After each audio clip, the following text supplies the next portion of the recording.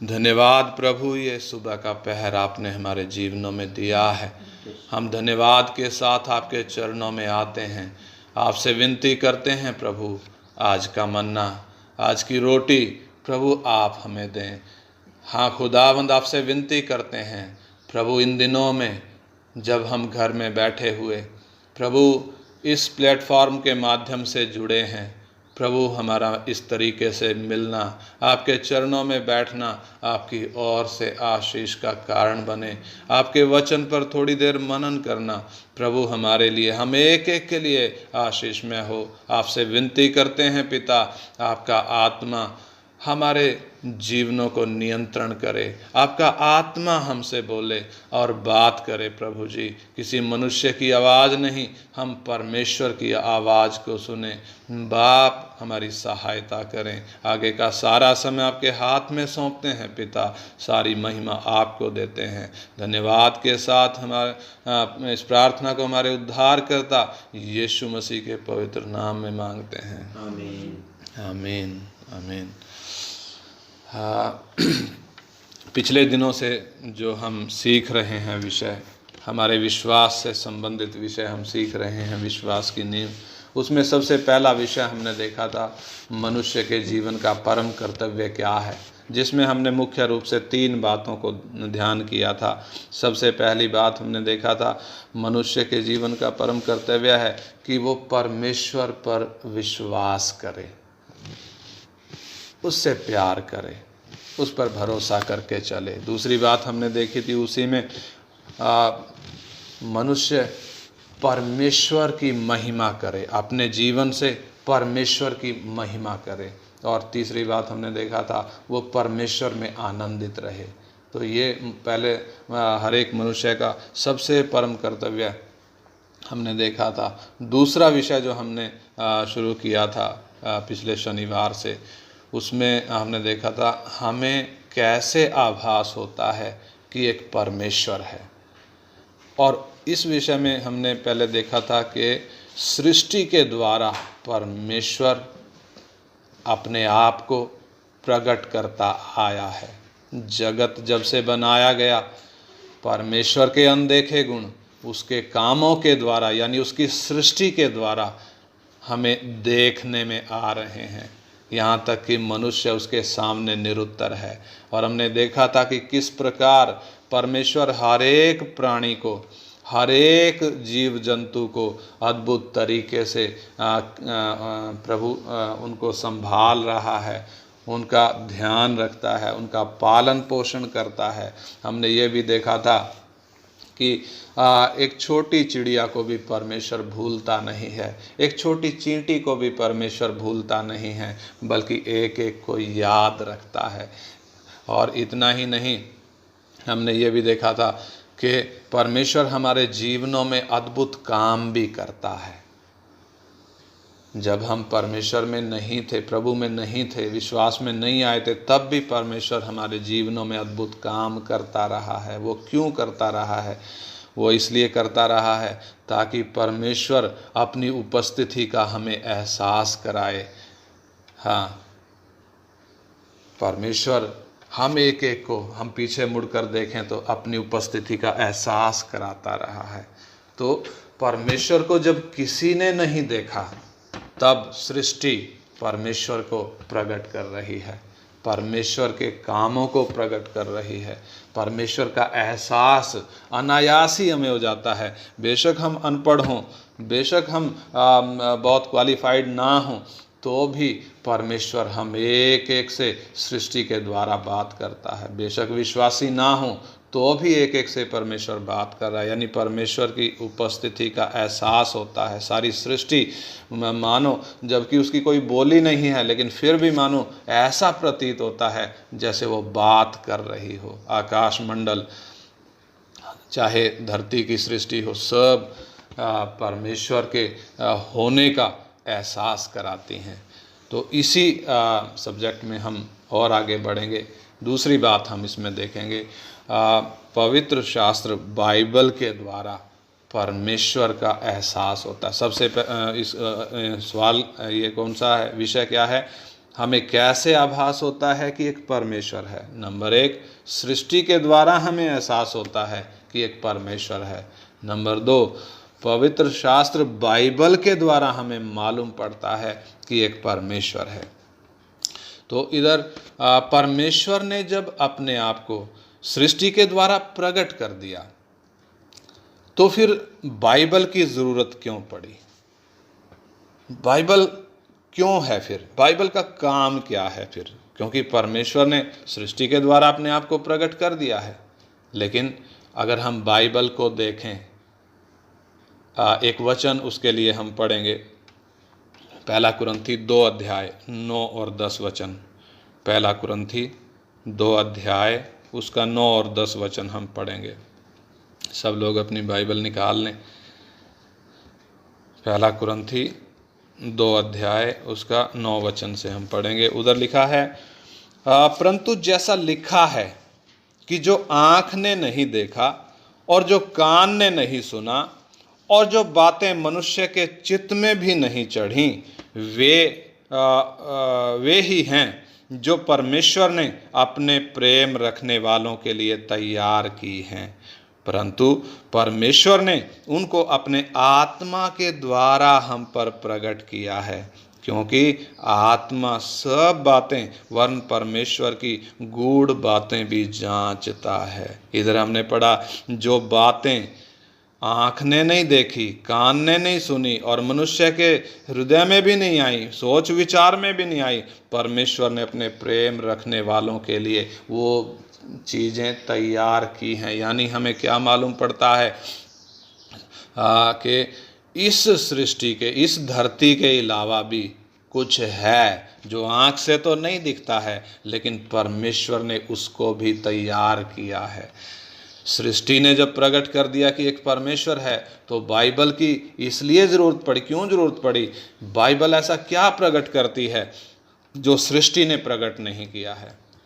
जब सृष्टि ने प्रकट किया है कि एक परमेश्वर है, एक बनाने वाला है, एक पालन करने वाला परमेश्वर है, जो सारी सृष्टि को चला रहा है, जिसने बनाया है, जो छोटे छोटे जानवरों का भी पालन पोषण करता है, एक सृष्टिकर्ता परमेश्वर है, ये सृष्टि जब प्रकट कर रही है, लेकिन बाइबल के द्वारा प्रकट होता है कि वो परमेश्वर कौन है। मेरे हाथ में दी हुई बाइबल ये बताती है कि वो परमेश्वर कौन है। यानी कि दुनिया के लोग जब उस परमेश्वर को परमेश्वर करके तो समझते हैं, लेकिन वो कौन है ये उनको मालूम नहीं है। लेकिन परमेश्वर का धन्यवाद हो, परमेश्वर ने हमें बाइबल, अपना वचन दिया है, जिसके द्वारा हमें मालूम पड़ता है कि वो परमेश्वर कौन है। सोच कर देखें, अगर बाइबल ना होती तो हमारे जीवन में घटने वाली घटनाओं को देखकर हम क्या सोचते? दुनिया की तरह हम भी अपने माथे पर हाथ मारते, या हम बोलते मेरी किस्मत में यही लिखा है, हम बोलते कि मेरे हाथों की लकीरों का यही खेल है, ये मेरे माथे पे जो लिख दिया गया, मेरी किस्मत में जो लिख दिया गया, वही मेरे साथ बीत रहा है। या फिर हम यूं भी कह सकते थे कि ये तो ऊपर वाले की लीला है जी, ये तो परमेश्वर की लीला है जी, हमें नहीं मालूम ये क्यों घट रहा है। परंतु परमेश्वर का धन्यवाद हो, बाइबल के द्वारा परमेश्वर के आत्मा ने हम पर प्रकट कर दिया है कि वो परमेश्वर कौन है। हालेलुया। इसके लिए हम परमेश्वर का धन्यवाद करते हैं। दुनिया जब अंधेरे में है, वो जब अपनी किस्मत को कोसती है, ऐसे में हम लोग परमेश्वर का कितना धन्यवाद कर सकते हैं, क्योंकि हमारे हाथ में परमेश्वर का जीवता वचन है, जो परमेश्वर के बारे में हमें बताता है कि ये परमेश्वर कौन है।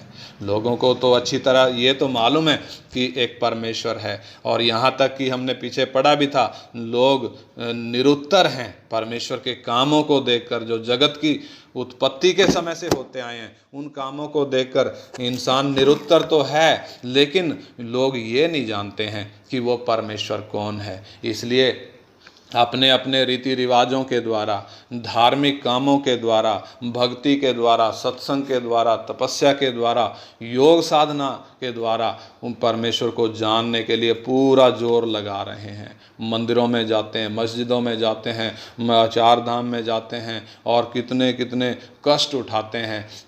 जब बाढ़ आती है या बिजली कड़कती है तो लोग डर जाते हैं, है ना। हम देखते हैं कितनी बार भयंकर बिजली कड़कती है, धरती कांपने लगती है, दिल दहला देने वाली बिजली कांपती है। हमें उसका डर नहीं है, लेकिन लोग देखकर डर जाते हैं।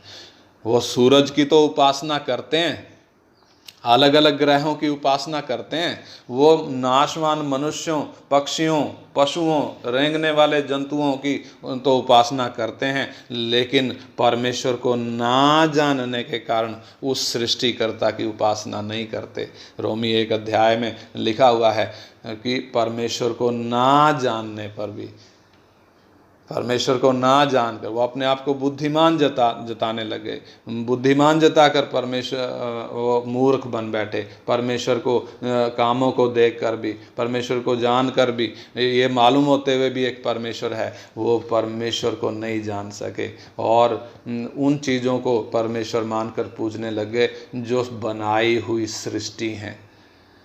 और जब समस्या आती है तो यही लोग फिर अपनी किस्मत को कोसने लगते हैं, अपने भाग्य को कोसने लगते हैं। बोलते हैं जी मेरे तो कर्म फूट गए, मेरी तो किस्मत फूट गई।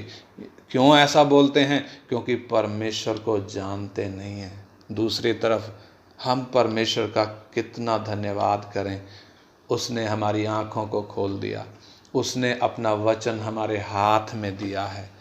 कितना धन्यवाद हो परमेश्वर का। ना केवल सृष्टि हमें आभास कराती है कि परमेश्वर है, बल्कि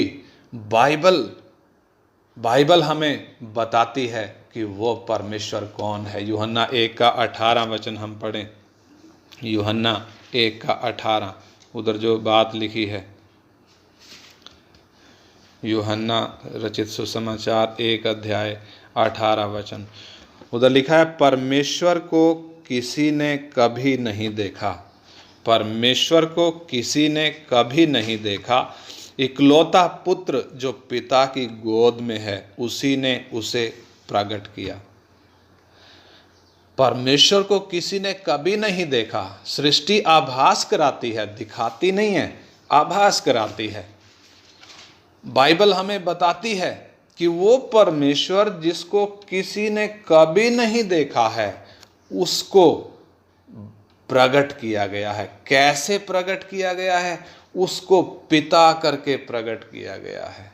लोग उसको परमेश्वर कहते हैं, भगवान कहते हैं, लेकिन हम उसको पिता करके कहते हैं। हालेलुया। हमारा कितना बड़ा सौभाग्य है कि बाइबल के द्वारा हमें मालूम पड़ा है कि वो हमारा परमेश्वर है, वो हमारा पिता है और हम उसके पुत्र, हम उसकी संतानें हैं। ये हमारा कितना बड़ा सौभाग्य है कि हम परमेश्वर की संतान हैं।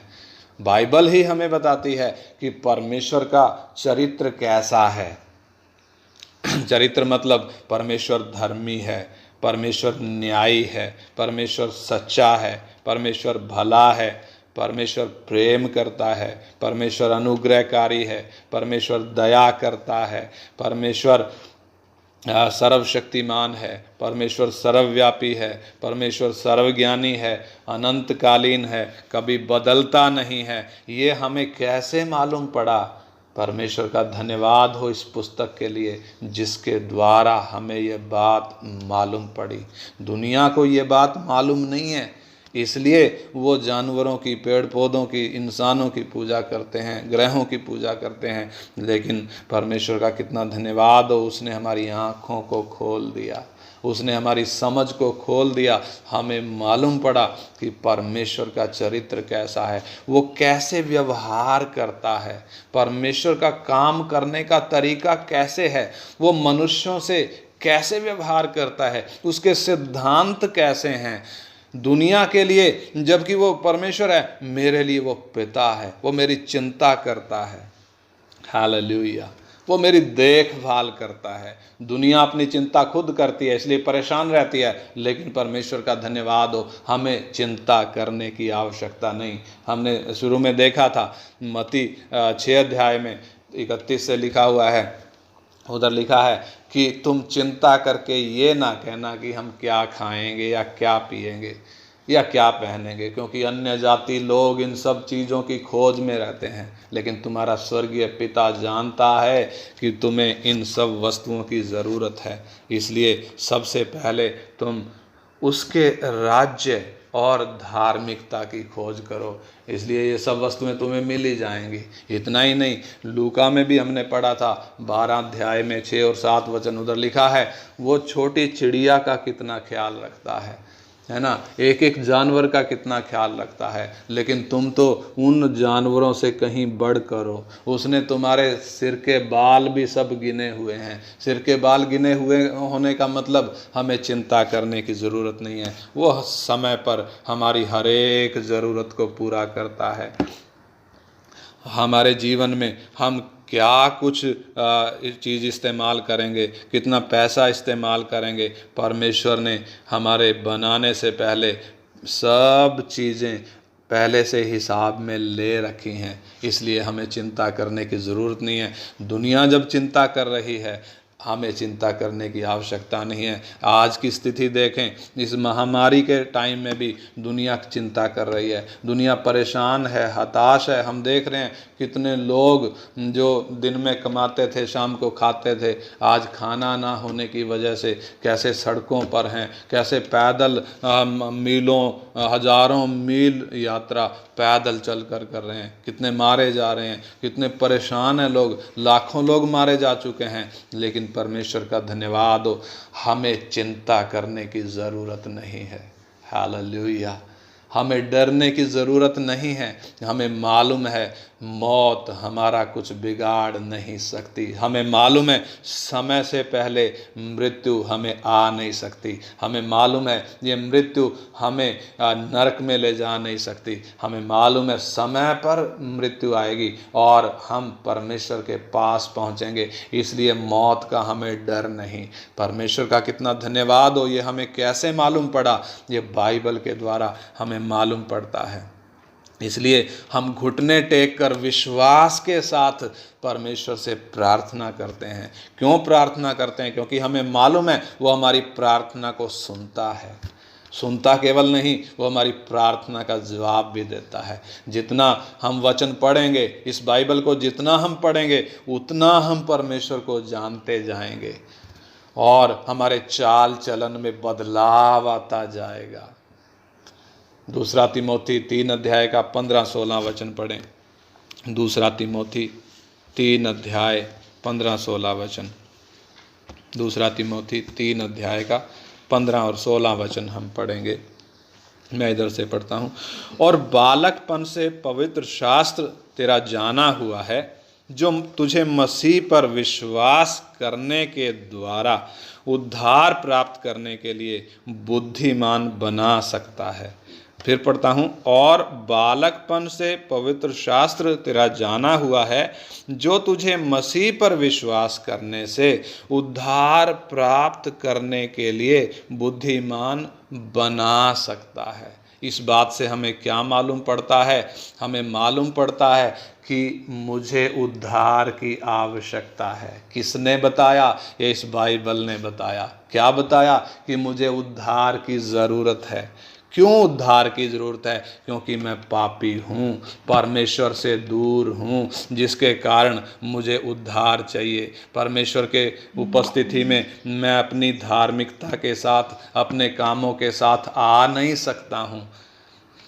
इसलिए मुझे बाइबल बताती है कि यीशु मसीह ही एकमात्र उद्धार करता है, जिसके द्वारा मैं परमेश्वर से मेल कर सकता हूँ। मुझे बाइबल के द्वारा ही मालूम पड़ा है कि परमेश्वर ने, इधर देखो, मुझे बाइबल के द्वारा ही मालूम पड़ा है कि परमेश्वर ने मुझे व्यर्थ में नहीं बनाया, बल्कि एक बड़े उद्देश्य के लिए बनाया है। मेरे जीवन से उसको बहुत बड़ा उद्देश्य है। यहाँ तक कि जगत बनाया नहीं गया था, तब जब परमेश्वर जगत बनाने की तैयारी कर रहा था, परमेश्वर के दिमाग में जब वो प्लान था, परमेश्वर ने उस वक्त मुझे देख लिया था। परमेश्वर का धन्यवाद हो, मुझे चिंता करने की ज़रूरत नहीं। जिसने उस वक्त मेरे लिए निर्धारित कर लिया था, प्रीडेस्टाइन कर लिया था, ठान लिया था, जिसने मुझे जान लिया था, उसने मेरे विषय में ठान भी लिया था, मुझ पर अनुग्रह उस समय कर दिया गया।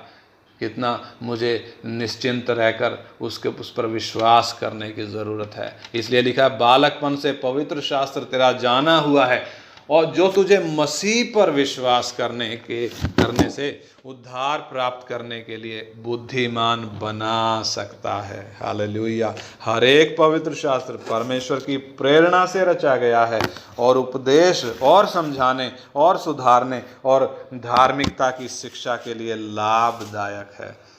इस वचन के द्वारा ही, इस बाइबल के द्वारा ही हमें मालूम पड़ता है परमेश्वर कैसे काम करता है। वो हमें जो पापी हैं, हमें कैसे वो अपने पास लाता है, किस तरीके से उसने हम पापियों के लिए कीमत दिया है, ताकि उस कीमत पर, उस क्रूस के द्वारा हम परमेश्वर के पास आ सकें। और हमारे लिए जो लाभदायक है वो बातें, उपदेश, समझाना, सुधारना, धार्मिकता की शिक्षा, वो हम इस वचन के द्वारा ही प्राप्त करते हैं। यदि सोच कर देखें, अगर बाइबल नहीं होती तो हम क्या कहते? हम ये सोचते कि मैं अच्छा हूँ, मैं अच्छे काम करता हूँ, मैं किसी का बुरा नहीं करता, मैं अच्छा हूँ। हमारे बहुत से ऐसे रिश्तेदार हैं, बहुत से ऐसे मित्र संबंधी हैं जिनसे जब हम बात करते हैं वो सीधे यही बोलते हैं कि नहीं जी, हम पापी नहीं हैं, हम अच्छे आदमी हैं, हमने किसी का कभी बुरा नहीं किया, हमने कभी किसी को सताया नहीं, हम किसी को कोई नुकसान नहीं पहुंचाते, इसलिए हम तो पापी नहीं हैं। भाई, अगर बाइबल ना होती मैं भी यही सोचता कि मैं अच्छा हूँ और अपने कामों के द्वारा अपने आप पर भरोसा करता। हालेलुया। लेकिन बाइबल के द्वारा ही मुझे मालूम पड़ा मैं पापी हूँ, मुझे उद्धार की आवश्यकता है, मुझे एक उद्धारकर्ता की ज़रूरत है। मुझे अपने कामों पर भरोसा करने की ज़रूरत नहीं, मुझे परमेश्वर पर निर्भर होने की ज़रूरत है। ये बाइबल ने मुझे बताया। जब मैं परमेश्वर का वचन बाइबल पढ़ता हूँ तब परमेश्वर मुझसे बात करता है। हम एक से जब हम ये वचन पढ़ते हैं, ये वचन हमसे बात करता है, हमें लगता है जैसे परमेश्वर हमसे बात कर रहा हो। एक वचन पढ़ेंगे, यशाया 59 अध्याय उसका 21 वचन हम पढ़ेंगे। यशाया 59 अध्याय का 21 वचन। यशाया 59:21 इधर लिखा है, और यहोवा यह कहता है, जो वाचा मैंने उनसे बांधी है वह यह है कि मेरा आत्मा तुझ पर ठहरा है, और अपने वचन जो मैंने तेरे मुंह में डाले हैं अब से ले वो सर्वदा तक तेरे मुंह से, वो मेरे मुंह से और तेरे मुंह से और तेरे पुत्रों और तेरे पोतों के मुंह से कभी भी ना हटेंगे।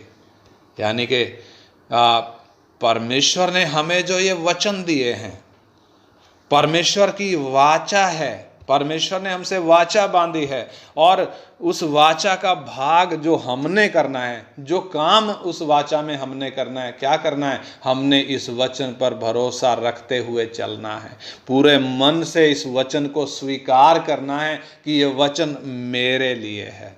यदि इस वचन को हम अपने लिए स्वीकार करते हैं तो परमेश्वर अपने वायदे के अनुसार इस वचन को हमारे हृदय पर लिखने के लिए तैयार है। उसने बोला था, मैं अंत के दिनों में ऐसा करूँगा कि अपनी व्यवस्था उनके मनों पर लिखूँगा। अगर हमारा मन है ये वचन मेरे लिए है, वो विश्वास के साथ हम इसको स्वीकार करते हैं, निश्चय परमेश्वर इसको हमारे मनों पर लिखता है। और इतना ही नहीं, जब हम वफादारी से इसको स्वीकार करके इसके अनुसार चलते हैं, इतना ही नहीं, उसने ये भी वायदा किया है कि वो हमारे पुत्रों और हमारे पौतों को भी वो देखभाल करेगा। उनसे ये वचन दूर नहीं होगा, उनके जीवन में ये वचन उनकी अगुवाई करेगा। हम तो चले जाएंगे अपनी दौड़ पूरी करके, लेकिन परमेश्वर हमारे बच्चों को, हमारे पीढ़ियों को संभालेगा। कैसे? यदि मैं इस वचन को अपने लिए स्वीकार करूं और परमेश्वर के वायदे के अनुसार जो उसने मेरे हाथ में दिए हैं, जब मैं चलूं, भरोसा करके चलूं, अपने अपने परिवार को इस वचन के अनुसार जब मैं चलाऊं, निश्चय मेरे जाने के बाद परमेश्वर मेरे वंश की देखभाल करेगा। इसलिए मुझे चिंता करने की ज़रूरत नहीं है। भले ही परमेश्वर आँख से ना दिखता हो, भले ही कान से उसका शब्द ना सुनता हो, तो भी उसकी बनाई हुई सृष्टि उसको हम पर प्रकट करती है। इतना ही नहीं, उसका दिया हुआ लिखित वचन हमें बताता है कि वो परमेश्वर कौन है। हालेलुया। जब इंसान उस परमेश्वर को काम देखकर भी, उसके कामों को देखकर भी उसको जान नहीं पाया, बल्कि सृष्टि की पूजा करने लग गया। परमेश्वर ने सृष्टि के द्वारा अपने आप को दुनिया पर प्रकट किया है, और बाइबल के द्वारा उसने बताया है कि वो परमेश्वर कौन है। Hallelujah, hallelujah. सृष्टि को देखकर लोग परमेश्वर को पहचान क्यों नहीं पा रहे हैं? क्योंकि जब तक परमेश्वर अपने आप को प्रकट ना करे, इंसान उसे जान नहीं सकता। चाहे उसको जानने के लिए वो तपस्या भी करे, योग साधना भी करे, कितनी भक्ति करे, कितना भी प्रयास करता रहे, वो परमेश्वर को तब तक जान नहीं सकता जब तक परमेश्वर अपने आप को मनुष्य पर प्रकट ना करे। परमेश्वर का स्वभाव है कि वो अपने आप को उसी पर प्रकट करेगा जिसके मन में परमेश्वर को जानने की लालसा है। हमारे सामने, हमारे हाथ में बाइबल है, तो भी ये बाइबल हम पर कब खुलेगी, कब ये वचन हमारे समझ में आएगा? जब हमारे मन में परमेश्वर को जानने की लालसा है, जानने का मन रखते हैं, और धीरज के साथ हम परमेश्वर के समय का हर बात में इंतजार करते हैं। एक वचन उसके लिए हम पढ़ेंगे, भजन संहिता 145 का 18। भजन संहिता 145 का 18 हम पढ़ेंगे। उधर लिखा है, जितने यहोवा को पुकारते हैं, अर्थात जितने उसको सच्चाई से पुकारते हैं, उन सबों के वह निकट है। मैं फिर पढ़ता हूँ, जितने यहोवा को पुकारते हैं, अर्थात जितने उसको सच्चाई से पुकारते हैं, उन सबों के वो निकट रहता है। Hallelujah, hallelujah. परमेश्वर हमारे निकट कब है? जब हम उसके समय का इंतजार करते हैं और उसको सच्चाई के साथ पुकारते हैं। Hallelujah, hallelujah. यदि हमारे मन में उसको जानने की लालसा है और धीरज के साथ उसका इंतजार करते हैं और विश्वास के साथ, सच्चाई के साथ उसको पुकारते हैं, वो हमारे साथ है। दुनिया के लोग परमेश्वर का एहसास होते हुए भी ये नहीं जान सके कि परमेश्वर कौन है। एहसास तो है लेकिन जानते नहीं। लेकिन परमेश्वर ने जब मेरे हाथ में ये 66 किताबें दी हैं, मेरे हाथ में जब अपना पवित्र वचन दिया है, जिसके द्वारा मैं जान गया हूं कि वो मेरा पिता है, मुझे चिंता करने की ज़रूरत नहीं है, क्योंकि वो मेरी देखभाल करता है, वो खुद मेरी चिंता करता है। तो आइए इस सुबह के पहर में हम अपने जीवनों को जांच कर देखें। दुनिया से मैं कितना अलग हूँ। दुनिया को परमेश्वर के बारे में पता नहीं है, एहसास तो है लेकिन जानते नहीं है। मैं बाइबल के द्वारा जब जान गया हूँ कि वो मेरा पिता है, वो मेरी चिंता करता है, वो मेरी देखभाल करता है, मुझे चिंता करने की ज़रूरत नहीं है। तो आइए हम जांच कर देखें अपने जीवनों को कि मुझे उस परमेश्वर पर कितना भरोसा है, मेरा भरोसा कैसा है। इस संसार में जब मैं चल रहा हूं, मेरा चाल चलन कैसा है। जब समस्या आती है तो क्या मैं चिंता करता हूं। हमारे चारों ओर रहने वाले हमारे पड़ोसी, जिनके बीच में हम काम करते हैं वो हमारे सहकर्मी, जिनके बीच में हम पढ़ाई लिखाई करते हैं वो हमारे सहपाठी, जो अंधकार में हैं, परमेश्वर को जानते नहीं हैं, अंधेरे में टटोलते हैं, अंधेरे में भटक रहे हैं, उनके बीच में क्या मैं एक ज्योति के समान चमकता हूँ। आइए हम जांच कर देखें। मेरे हाथ में ये बाइबल है, क्या मेरा जीवन इस वचन के अनुसार है। इन दिनों परमेश्वर हमें मौका दे रहा है कि हम उसके चरणों में बैठें, हम उसके वचन को सीखें, हम परमेश्वर की उपस्थिति को एहसास करते हुए चलें।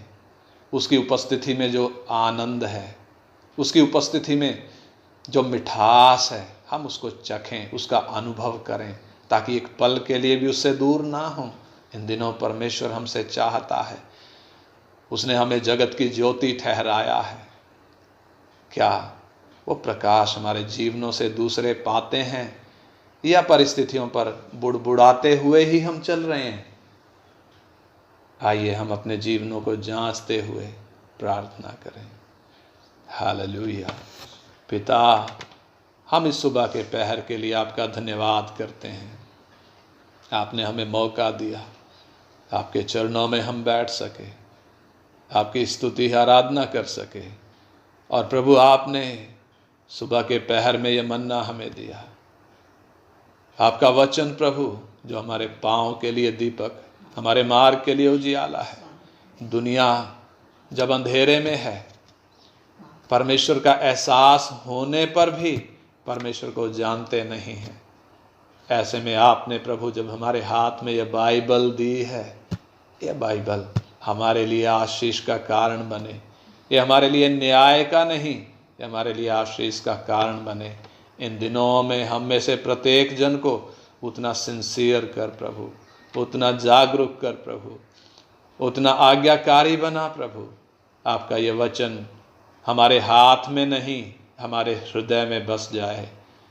जैसे प्रभु सिनाई पर्वत पर पत्थर की पटियाओं पर तूने अपने हाथ से अपना वचन गोद दिया था, बाप मैं अपना मन देता हूँ, अपने मन की पट्टी देता हूँ, तो अपना वचन इस पर लिख दे। हाँ प्रभु, तेरे इस वचन से मैं प्यार करूँ, तेरे इस वचन से मैं लिपट जाऊँ, तेरे इस वचन का मैं पालन करूँ प्रभु। प्रभु, इस वचन में लिखी हुई बातें मेरे जीवन का आधार बने। प्रभु, तेरे सिद्धांत जो इस वचन में लिखे हैं उनको मुझे समझा, ताकि मेरा चाल चलन इस दुनिया में प्रभु दूसरों के लिए ज्योति दिखाने वाला बने, दूसरों के लिए आशीष का कारण बने। प्रभु पिता, आपका धन्यवाद इस वचन के लिए। हम एक एक के लिए वचन आशीष का कारण बने। धन्यवाद के साथ पिता हम आपसे विनती करते हैं, हमारे उद्धारकर्ता और प्रभु यीशु मसीह के मीठे नाम में मांगते हैं, आमीन।